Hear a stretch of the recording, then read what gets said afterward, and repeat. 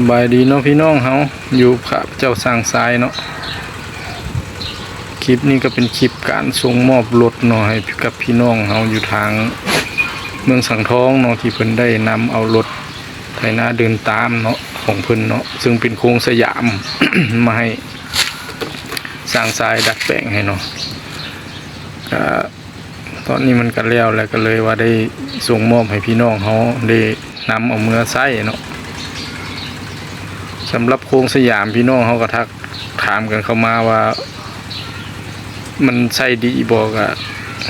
มันก็ใส่ดีคนละแบบเนาะถามว่า